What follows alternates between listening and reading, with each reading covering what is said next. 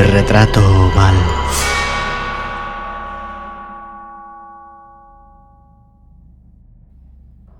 El castillo en que mi ayuda de cámara se había atrevido a entrar a la fuerza, antes de permitirme pasar una noche al aire libre en mi desesperada condición a causa de mis heridas, era uno de esos edificios llenos de melancolía y grandeza que por largos siglos alzaron su rugosa frente en medio de los Apeninos.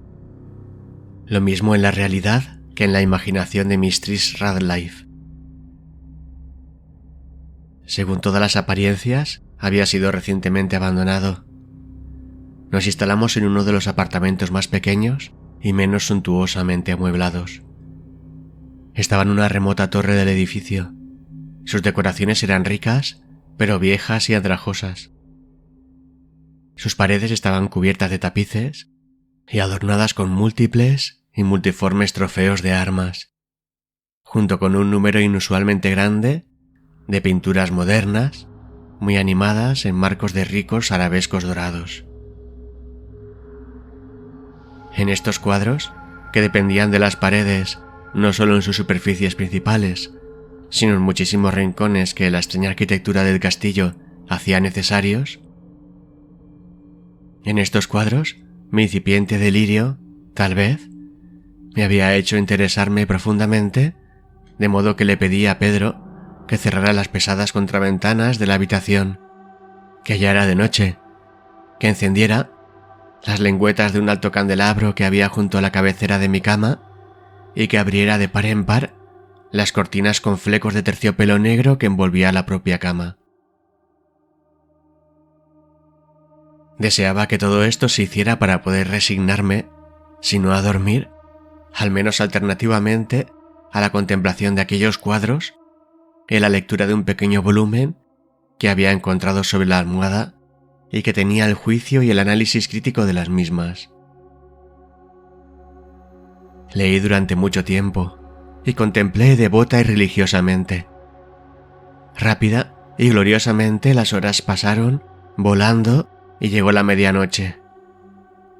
La posición del candelabro me desagradó, y extendiendo con dificultad la mano, para no perturbar a mi ayuda de cámara que dormía, lo coloqué de manera que irradiara más plenamente sus rayos sobre el libro.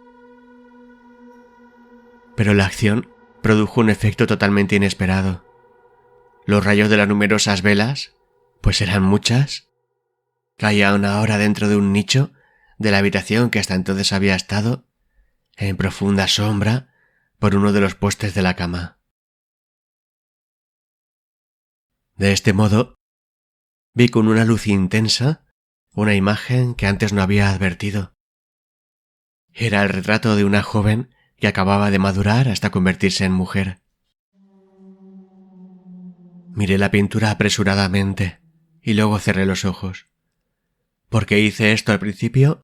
No fue evidente ni siquiera para mi propia percepción. Pero mientras mis párpados permanecieron así cerrados, repasé en mi mente la razón para cerrarlos así.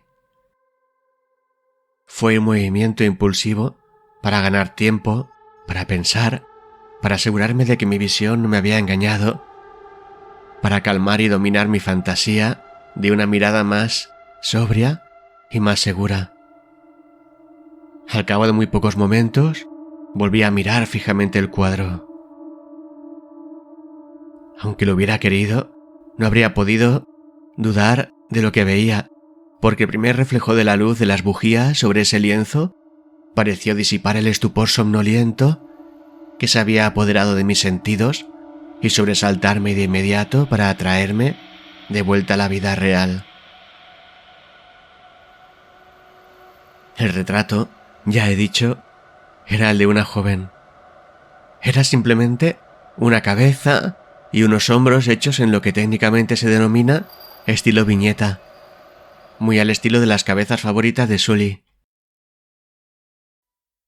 Los brazos, el pecho y hasta las puntas del cabello radiante se fundían imperceptiblemente en la sombra vaga pero profunda que formaba el fondo del conjunto. El marco era ovalado, ricamente dorado y con filigranas moriscas. Como obra de arte, nada podría ser más admirable que la pintura misma. Pero no fue ni la ejecución de la obra ni la inmortal belleza del rostro lo que tan repentina y vehementemente me había conmovido. Y mucho menos podría haber sido que mi imaginación, sacudida de su medio letargo, hubiera confundido la cabeza con la de una persona viva. Comprendí de inmediato que las peculiaridades del diseño, del viñeteado y del marco debieron haber disipado instantáneamente tal idea. Debieron haber impedido incluso su entretenimiento momentáneo. Pensando seriamente en estos puntos, permanecí, tal vez durante una hora, medio sentado, medio reclinado, con la vista fija en el retrato. Al fin, satisfecho con el verdadero secreto de su efecto, volví a caer en la cama. Había encontrado el hechizo del cuadro en mi expresión absolutamente realista, que, al principio sorprendente, finalmente me confundió, subyugó y horrorizó. Con profundo y reverente asombro, volví a colocar el candelabro en su posición anterior.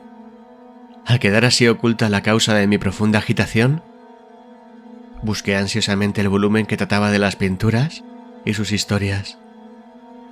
Volviendo al número que designaba el retrato ovalado, leí las vagas y curiosas palabras que siguen. Era una doncella de singular belleza, y no más hermosa que llena de alegría, y mala fue la hora en que vivió, amó y se casó con el pintor. Él, apasionado, estudioso, austero, y teniendo ya novia en su arte, ella, una doncella de rara belleza, y no más hermosa que llena de alegría, toda luz y sonrisa, juguetona como el joven cervatillo, amar y apreciar todas las cosas odiando solo al arte, que era su rival, temiendo solo el jergón, los cepillos y otros instrumentos desagradables que la privaban del rostro de su amante. Por eso fue terrible para esta señora oír al pintor hablar de su deseo de retratar incluso a su joven esposa. Pero ella era humilde y obediente, y permaneció dócilmente sentada durante muchas semanas en la oscura y alta cámara de la torre, donde la luz goteaba sobre el pálido lienzo desde arriba. Pero él, el pintor, se gloriaba en su trabajo, que continuaba de hora en hora y de día en día. Era un hombre apasionado, salvaje y de mal humor que se perdía en ensueños.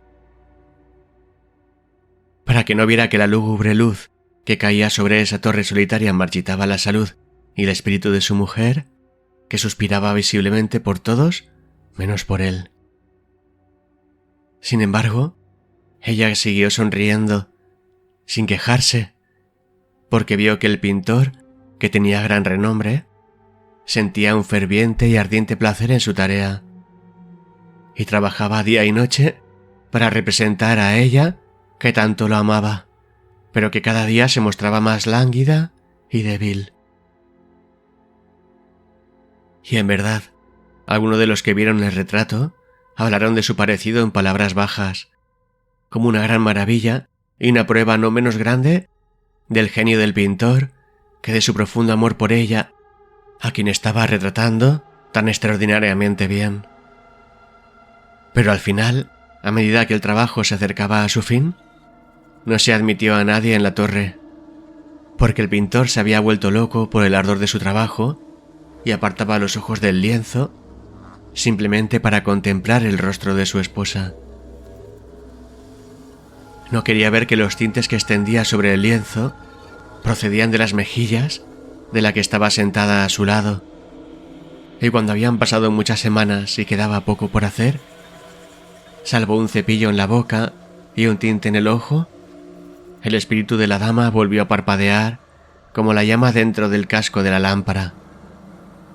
Y luego se dio el pincel, y luego se colocó el tinte, y por un momento el pintor quedó extasiado ante la obra que había realizado, Pero al momento siguiente, mientras todavía miraba, se puso muy trémulo y muy pálido, horrorizado, y gritó en voz alta: «¡Esto es en verdad la vida misma!». Se volvió de repente para mirar a su amada. Estaba muerta.